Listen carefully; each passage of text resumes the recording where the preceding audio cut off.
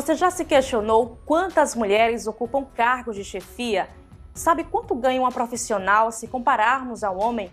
Bem, mesmo com tantas conquistas, as mulheres ainda convivem com a desigualdade de gênero no mercado de trabalho.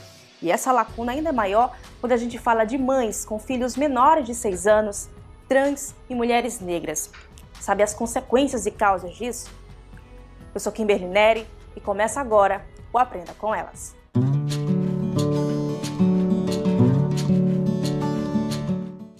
Olá, seguidoras e seguidores, sejam muito bem-vindos ao Aprenda com Elas. É o novo quadro do projeto Vai Cair no Enem. E você que perdeu o primeiro programa de estreia, a gente falou sobre feminismo com a professora de Ciências Humanas Cristiane Pantoja. Mas hoje a gente vai tratar de um assunto que é sobre a desigualdade de gênero no mercado de trabalho.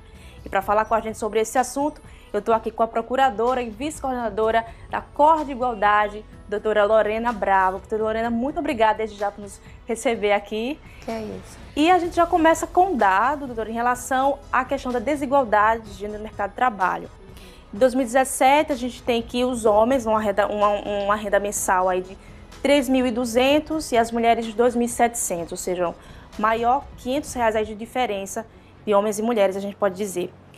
Por que as mulheres ainda ganham menos que os homens, doutora? Veja que esses dados que você deu, Kimberly, são os dados mais a menos, por assim dizer. Na verdade, essa é a diferença se você pegar a disparidade entre homens brancos e mulheres brancas. Se a gente for para homens brancos e mulheres negras, a diferença já cai para 55%. Ou seja, as mulheres negras ganham, em média, 55% do que ganha o homem branco. E um dado também interessante, São Paulo é o estado em que essa disparidade é maior. A diferença salarial chega a quase R$700. Então, eu acho que isso se deve, na verdade, à desigualdade que a gente tem no Brasil como um todo. A gente sabe que o Brasil é um país extremamente desigual e isso se reflete em diferentes campos. Se reflete na participação econômica, no mercado de trabalho, na participação política, no acesso a universidades, no acesso à saúde. Não há como fugir disso, né? Enquanto a gente for esse país de extrema desigualdade, diferentes setores sociais e econômicos vão refletir essa realidade. E a gente também pode falar em relação às mulheres, às mães, que têm a licença maternidade, né? Que de acordo com a Fundação Getúlio Vargas, viu, gente, metade das mulheres se afastam após a licença maternidade, em torno aí de 2 anos, elas são afastadas, são demitidas do trabalho. Isso é certo, doutora? Como as mulheres devem agir nessa situação? Não, isso não é certo de forma alguma. A gente vê que, infelizmente, isso acontece, né? Ainda existe uma grande divisão do que é esperado do homem e o que é esperado da mulher, tanto no trabalho como na casa. Infelizmente, a mulher ainda abarca muito mais as responsabilidades do lar e do filho, e isso acaba se refletindo na disponibilidade dela para o trabalho. Não é que ela não queira estar disponível, mas infelizmente ela acaba sendo tomada por essas responsabilidades caseiras e não tem como ela se dedicar ao trabalho como gostaria. Um estudo da Universidade de Harvard, que foi conduzido por 15 anos, mostra que inicialmente, no início da carreira, homens e mulheres ganham basicamente a mesma coisa, né? Tem uma equiparação salarial, por assim dizer. Mas se você pegar depois, a partir do primeiro filho, 2 anos depois de ter o primeiro filho, a mulher gradativamente vai perdendo espaço na carreira, vai ficando menos suscetível a ser considerada para promoções, justamente porque ela é mais solicitada em casa, ela é mais solicitada seja nas tarefas dos filhos, no dia a dia do lidar com os filhos, seja nas tarefas domésticas. Então, em torno de 40, quando a mulher estava com 45 anos, o homem também 45 anos, essa disparidade está muito grande, seja na promoção da carreira, né, na ascensão que ela conseguiu obter na empresa, seja na equiparação salarial. Então, infelizmente, isso acontece. No Brasil, ainda muito mais, nós somos um país em que as políticas públicas, por assim dizer, de incentivo a divisão das tarefas na casa, a licença parental, que não existe licença parental, não existe licença maternidade. Então, a gente está muito aquém do que é de se esperar nessa promoção de divisão de tarefas entre homens e mulheres em casa. Então, realmente, a mulher que sai para a licença maternidade, quando ela retorna, ela vê o seu nicho na empresa muito diminuído. E ela já retorna com essa pecha de que ela não está tão disponível, de que ela vai precisar sair para consultas da criança, que ela vai precisar sair para demandas da escola. E isso vai se refletindo na ascensão dela dentro da empresa. E acaba que o homem sempre é mais considerado para cargos de maior chefia, para cargos de direção, e a mulher vai ficando para trás. Agora, doutora Lorena, qual o direito da mulher em relação a essa demissão? A mulher que foi demitida após a licença maternidade, ela tem algum direito de denunciar a empresa ou não? Como é que procede isso? Se ficar claro que essa demissão foi proveniente, sim, pelo fato de ela ser mulher, ser mãe, ela pode denunciar, porque isso é uma prática discriminatória.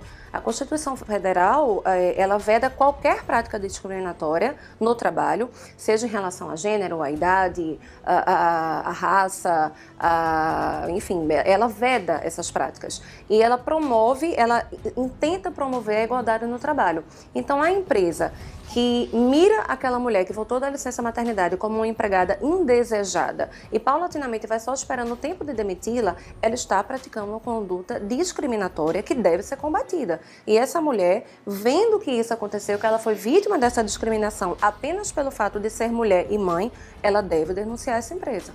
Como é que ela deve denunciar?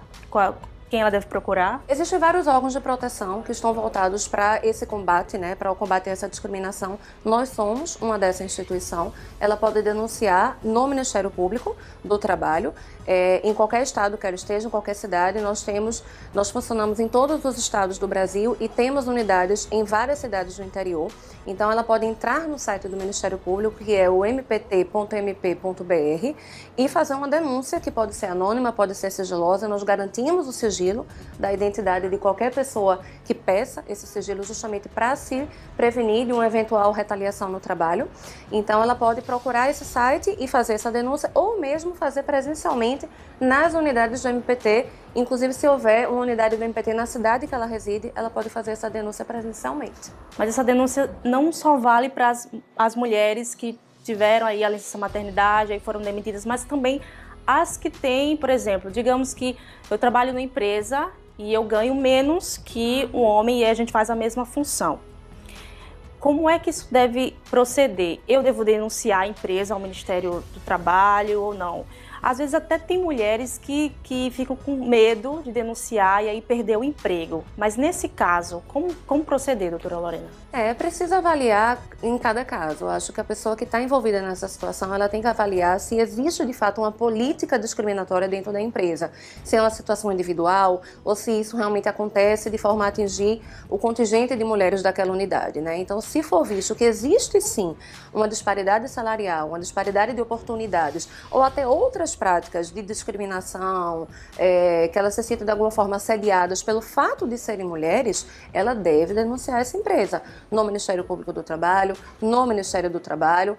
Ela deve se sentir encorajada a fazer isso, porque chegando a denúncia para a gente vai avaliar, através de documentos, de ouvida de testemunhas, de todos os meios de prova que nos são colocados à disposição, a gente vai avaliar se existe aquela prática discriminatória e, existindo, a gente vai determinar a empresa que a corrija, seja extrajudicialmente, seja com ação civil pública na Justiça do Trabalho. Mas aí a pessoa se identifica? Não precisa se identificar. Não precisa se identificar, seja na denúncia, seja quando ela for chamada eventualmente para ser ouvida como testemunha, ela não precisa se identificar. Em relação aos critérios de avaliação para a inserção no mercado de trabalho de homens e mulheres, há uma diferença entre homens e mulheres na hora de aquela empresa contratar a pessoa? Não deve haver, né? Eu acho que homens e mulheres estão igualmente aptos a exercerem funções no mercado de trabalho.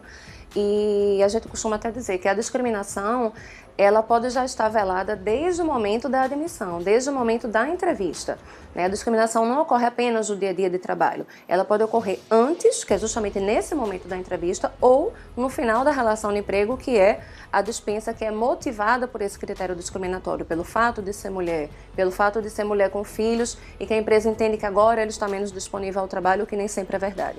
Então, não devem existir esses critérios. Homens e mulheres estão igualmente aptos a um trabalho que é oferecido, seja no setor formal, seja no setor informal, seja nas universidades, seja em concursos públicos. Não deve haver essa disparidade. Infelizmente, a gente vê que existe uma imagem socialmente construída em torno da mulher, de que ela seria mais frágil, mais insegura, mais suscetível a inseguranças mesmo assim na relação de trabalho. trabalho, mas isso é uma imagem socialmente construída, isso não corresponde à realidade. A mulher deve ter as mesmas oportunidades que o homem no mercado de trabalho. Sem falar que o estudo da mulher ainda é maior que os homens, né? Porém, ainda as mulheres ainda ganham menos que os homens, porém ainda está mais qualificada, a gente pode dizer assim, mas ainda tem essa divergência. Existe. Na verdade, assim, a gente teve um grande avanço. Eu até estava olhando dados recentes que a América Latina foi uma das regiões do mundo em que mais houve avanço na igualdade de gênero. E mesmo assim, a gente ainda está muito atrás. Você vê, o índice aqui da América Latina é 0,8. 0 sendo a desigualdade total e 1 sendo a paridade total. Então, estamos em 0,8. Mesmo assim, para a gente atingir a paridade total, chegar no índice 1, ainda faltam 75 anos. Caso mantido o crescimento atual, né? Caso mantido o ritmo de crescimento atual.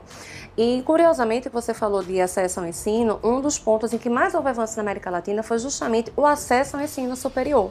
Há 10 anos atrás, o nosso índice era muito menor. Apenas 40% das mulheres na América Latina estavam matriculadas em universidades, né, em instituições de ensino superior. Hoje, esse índice já supera 60%.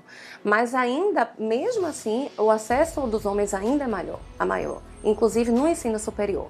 É mais uma questão que a gente precisa estar atento para que políticas públicas deem um start, né? Deem um avanço a esse acesso das mulheres ao ensino superior e a todas as outras questões que a gente sabe que elas ainda têm uma participação menor, né? Na saúde, na participação política, em cargos de direção, em cargos de chefia, o acesso masculino é muito maior. As mulheres ainda precisam lutar muito, né? Muito. Para conquistar ainda mais espaço. Doutora Lorena, muito obrigada desde já pelas suas contribuições. É tanto assunto que daria aqui pra gente falar. A gente ficaria falando até amanhã. Nós que agradecemos. Então, a gente também agradece a você. Também você pode rever os nossos conteúdos, rever também o nosso primeiro programa de estreia que foi sobre feminismo no nosso YouTube Vai Cair no Enem e também no nosso Instagram, @Vai Cair no Enem. Até a próxima!